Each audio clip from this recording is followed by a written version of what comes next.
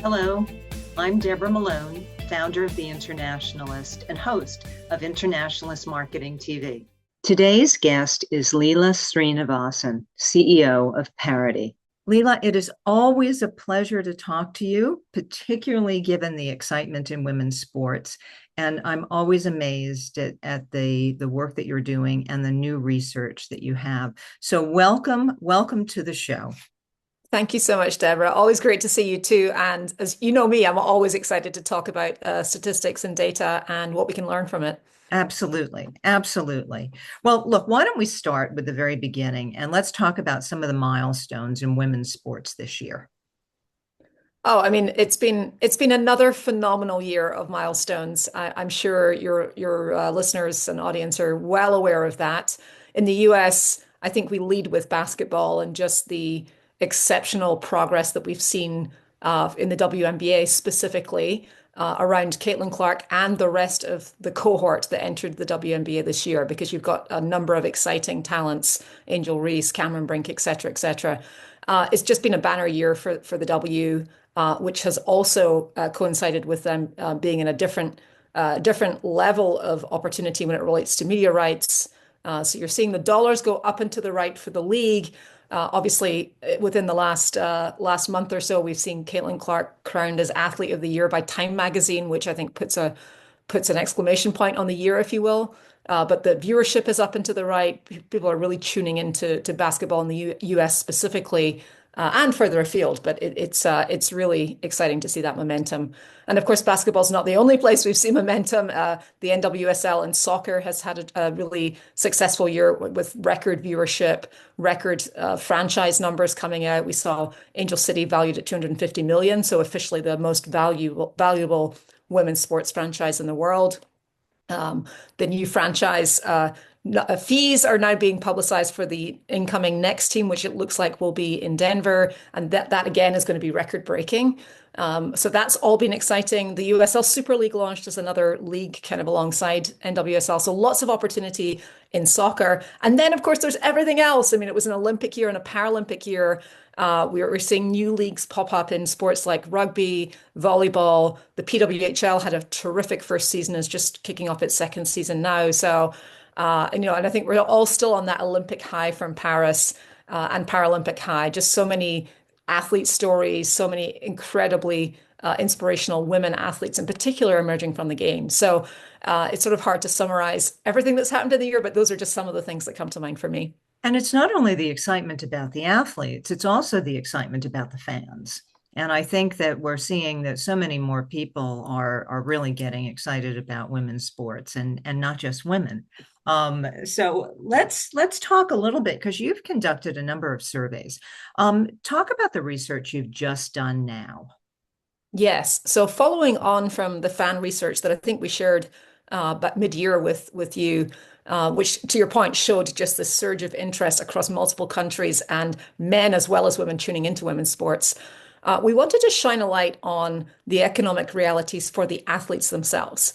I think sometimes when you digest all that excitement that I just rattled through and you think about women athletes, you think about Caitlin Clark, you think about Coco Gauff, you think about Simone Biles. I mean, these are all athletes who are in the top 0.001% of women athletes out there.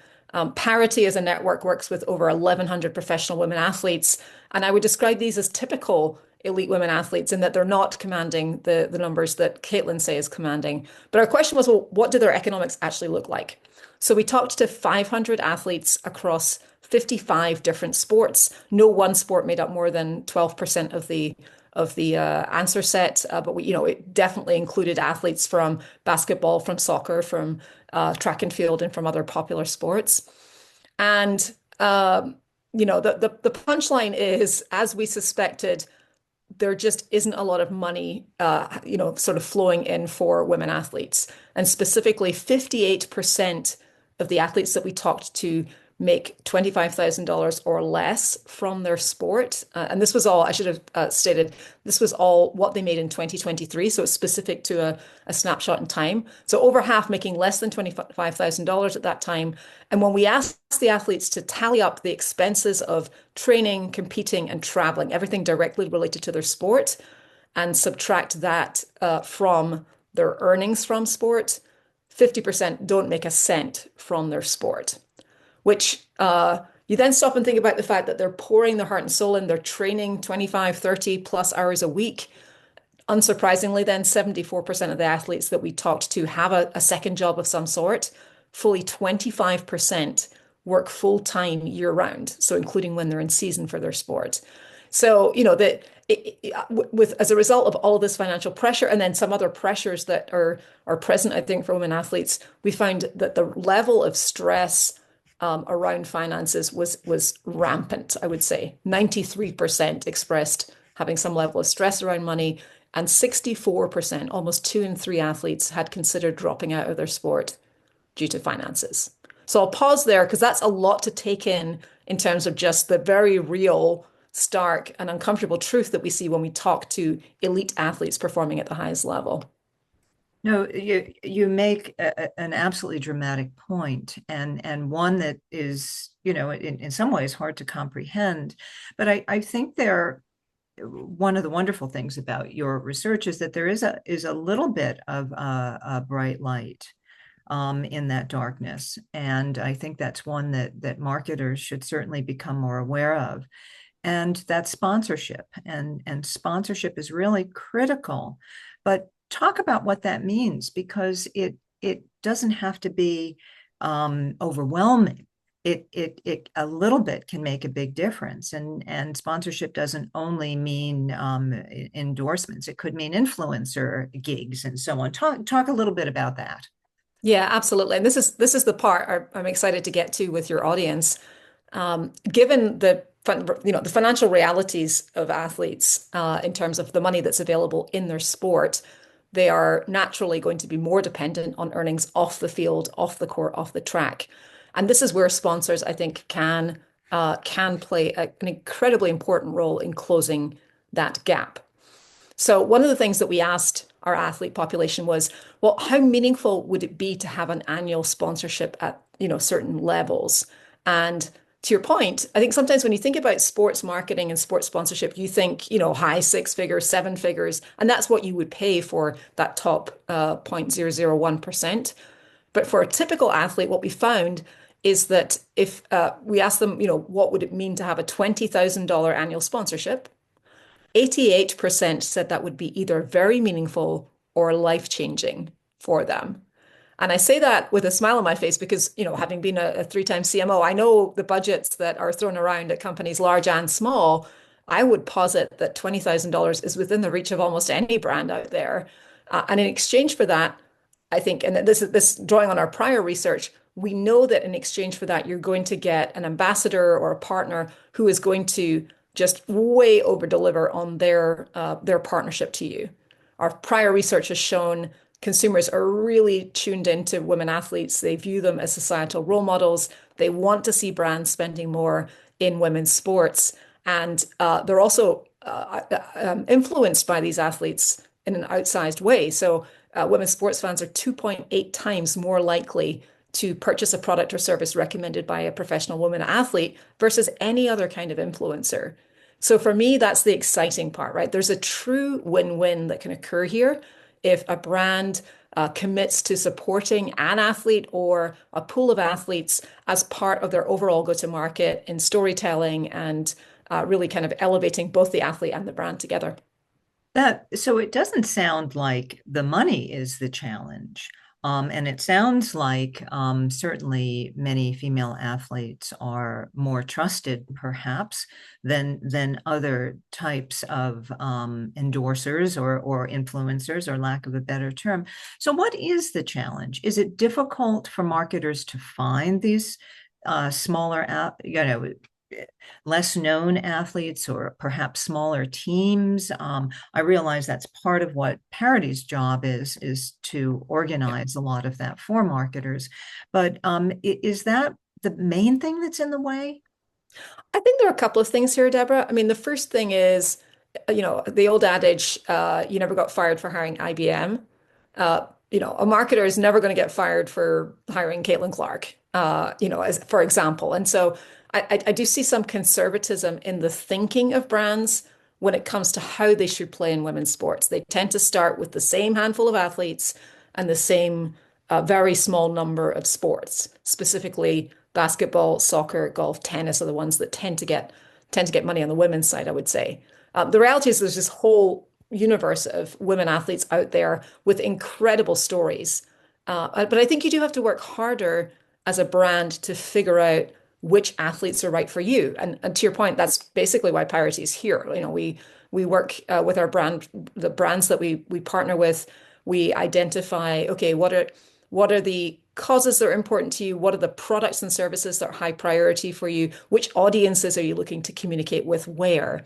We take that information and we go back and we look at our network and figure out, okay, which athletes align most directly with this brand and what it's trying to accomplish. Because I think in that, when you find that authentic connection to any sort of influencer or partner, that's really where the magic happens. So I do think there's some obstacle to knowing the right athlete because these athletes are not typically going to be household names because historically their sports may not have been televised or they haven't had that opportunity. But the shift that's happening, especially driven on social platforms where these athletes can become better known, means that I think you start to be able to unlock a lot more opportunity for brands if they're just willing to think a bit more creatively and outside of that sort of like basketball, soccer, top 10 athlete box. Oh, can you give some examples of brands that are doing a good job of supporting, let's say, the lesser known athletes?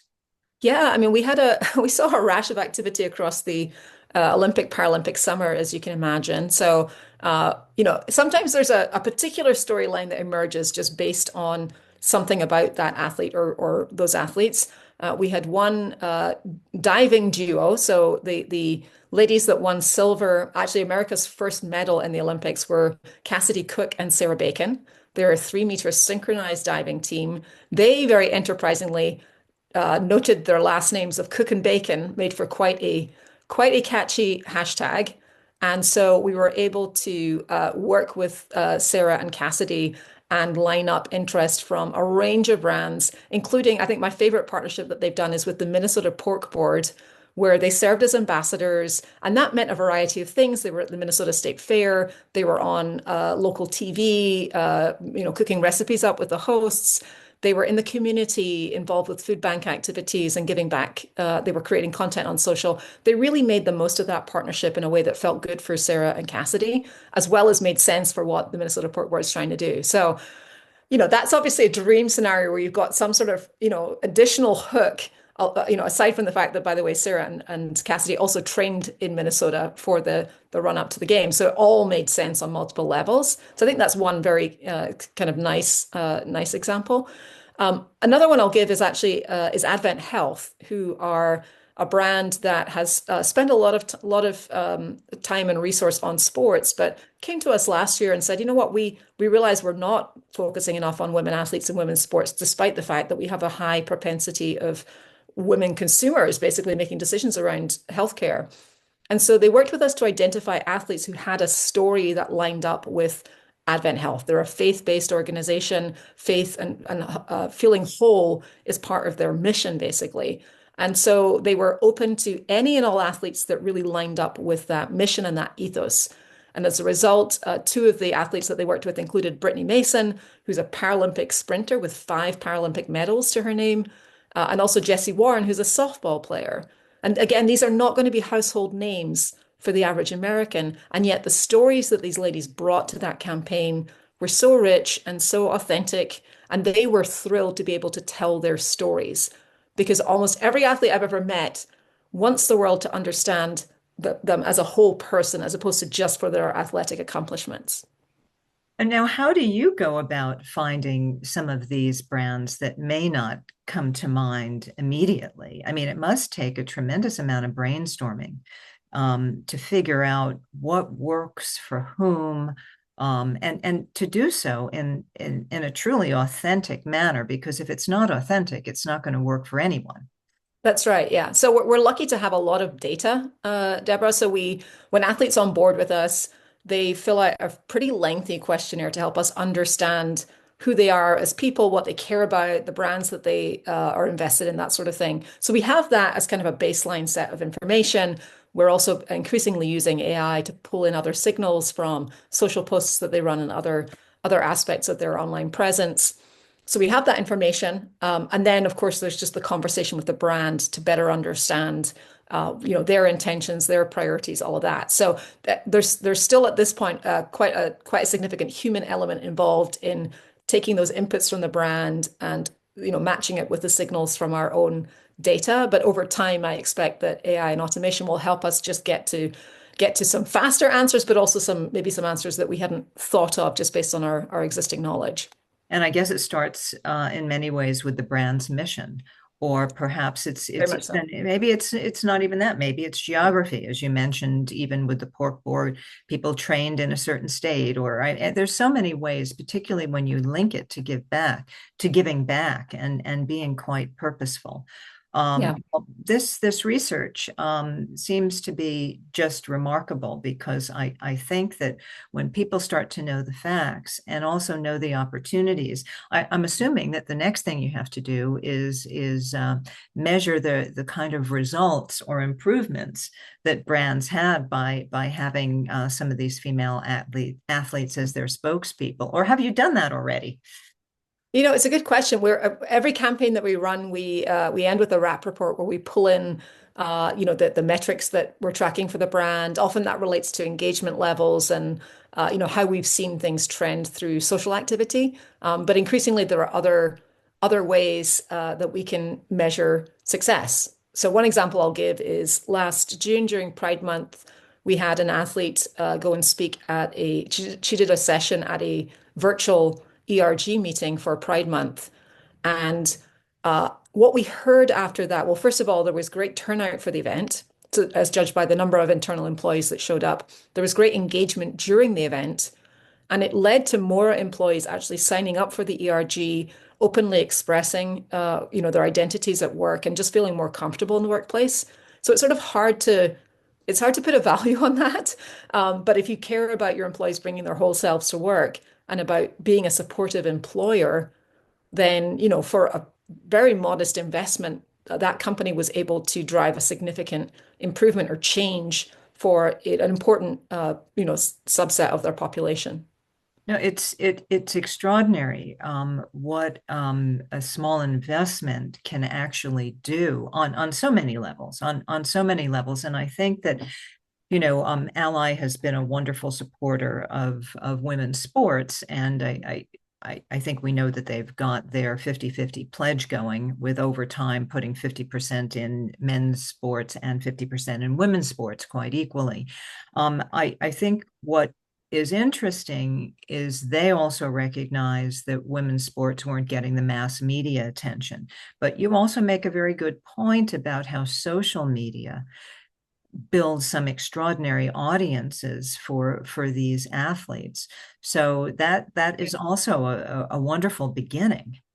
Absolutely. I'm sure Ilona Maher is probably on your radar, a rugby sevens player. I had the fortune of actually watching the women's rugby sevens US team claim their bronze in Paris, which was fantastic. But I mean, Ilona's come out of nowhere in some ways. There was an interview with her recently on social, or that appeared on social, where she was talking about what she earns from rugby.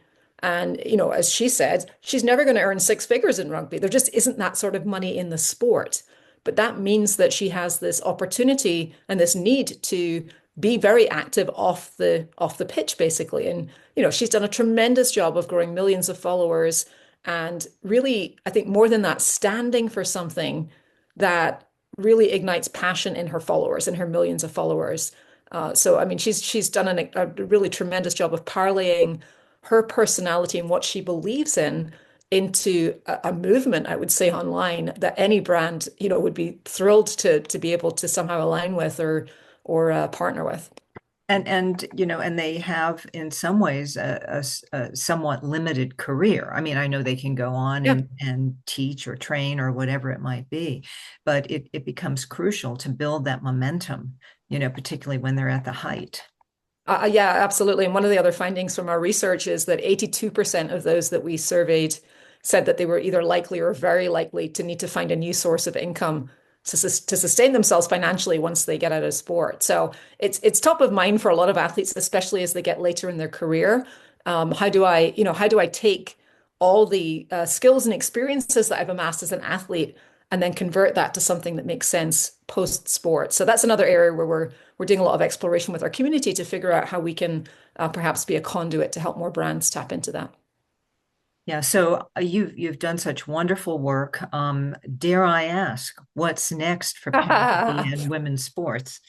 Oh goodness. Well, I mean, I think we are definitely, we're definitely looking at another big year. If you're not already on board with the notion of women's sports being an opportunity, I think we're every year that goes by, it feels like there's a more and more obvious, obvious signals that brands should be here. But next year, I expect that we'll see continued ascent of the main leagues that we've talked about. We've got the Rugby World Cup happening in England. And before you know it, there'll be build up for the 2026 Winter Olympics and Paralympics, which will take place in Milan Cortina in Italy in February of 2026. So we're just over a year out from that at this point. And brands do need to start thinking now if they want to tap into that Olympic Paralympic zeitgeist.